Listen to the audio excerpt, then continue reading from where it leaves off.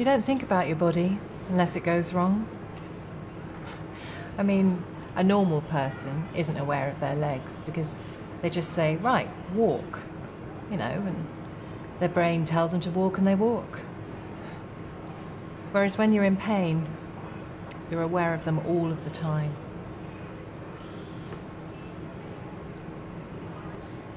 I feel like my body's got an existence all of its own.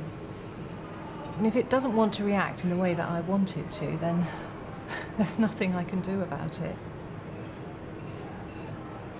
It's as if my body's in two parts. The old good bit and the pain bit. One bit works and the other doesn't. And when it's bad and I can't move properly, it's like my body's not part of me at all. It won't obey.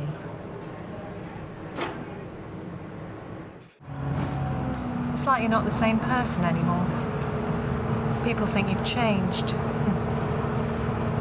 People feel different towards you. They treat you differently when they're around you. Before I got a sore back, I was a lot more cheerful and outgoing. But it's like living with this person who follows you around all the time. You're cursed with her and she gets in the way. She embarrasses me. She's unsociable and sometimes downright rude. I know it is me. I know it is not some person, but it's not me. That's not me. I'm not like that.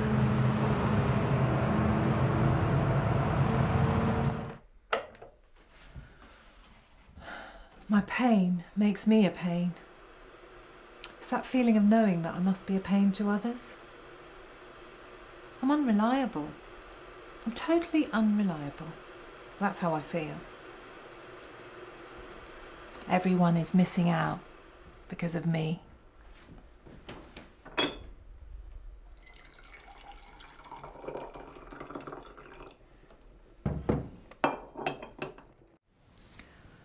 I don't think they know what it's all about. They don't understand me. They don't feel my pain. You feel like you're unimportant and insignificant. Like you're taking up their time. Like their time is more valuable than yours. Listen to me. Listen to what I tell you.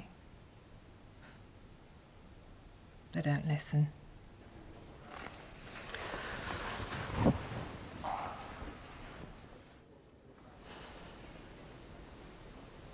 They can treat livers and brains, so why can't they do something for me? They can do so much that's sophisticated. Why can't they treat just a simple back problem? I just feel like I'm being pushed around. They sent me to a rheumatologist. That was no good. And now they've ended up sending me to a pain clinic. I just haven't got any faith, really. I just want to find out what's causing this pain all through my body. And I just meet a blank wall. I feel like a shuttlecock.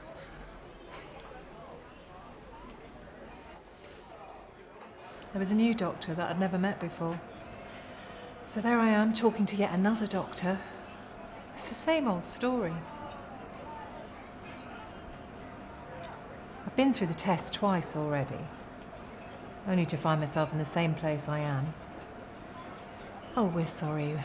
We don't really know what the problem is. It's clearly not in our domain.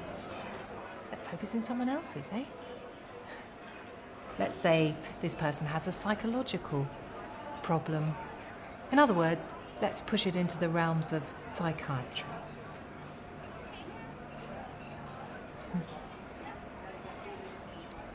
Each time you come, they tell you something different. I mean, who's to say who's right and who's wrong?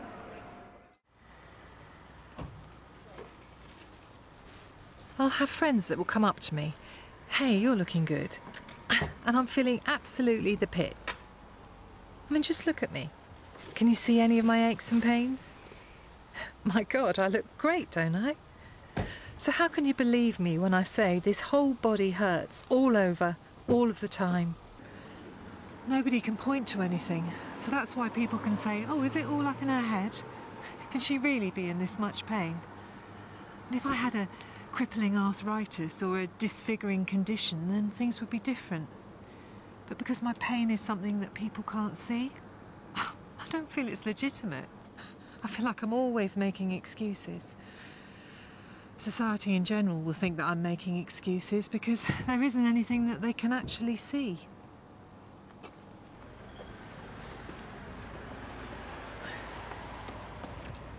When I had a broken arm, it was wonderful. Everybody rushed towards me in the supermarket to help. And I didn't feel in the least bit guilty because it was in plaster. Someone said to me, oh, you look so good, it's impossible to see that you're suffering. I feel I should look groggy. That my face should be grey. That I should wear no makeup. That I perhaps appear to be too strong.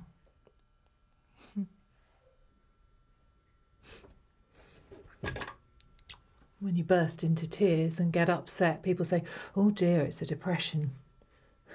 So you go in with a smiley face, and I don't think they believe you then because you look too cheerful. You can't possibly be in pain.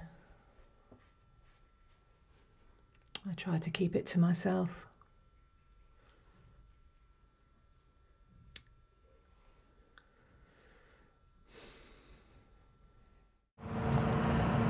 There have been a lot of things I've had to give up. I don't go swimming, I don't go dancing.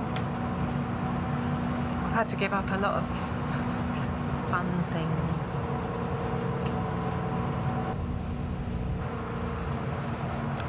I'm old before me time. I worked in health insurance for a long time, and there were a lot of compensation claims for people with back pain. As far as I was concerned back then, people with back pain were just all bludgers and whingers. I do sometimes think, gosh, I hope people don't think I whinge. And I do try, when people ask, how are you, to say fine. But nobody really wants to know, do they? There was a colleague of mine who had chronic back pain, and you were frightened to ask, how are you? Because you'd always get this long, drawn-out, kind of boring thing. My God, I never want to be like that. But your body speaks to you all the time. You have to learn to interpret the signals, become aware of your limits. Now, I usually pace myself with what I've got to do on a daily basis. I know what I can and what I can't do. Unlike before, when I used to clean the house in a whole day, now I just do a little piece of work each day. And if I've decided to do the cleaning the next day and I don't feel well, then I'll skip it. I think I demanded a lot more of myself before. When I finally did accept that, okay, I was going to have to do things differently, I shifted my energies to the stuff that gives me pleasure. And this has pushed me to take more control of my life. Sometimes it's hard, but try to find ways to do what you want to do. Focus your mind on possibilities. That's what I do. It's easy to talk, though, isn't it?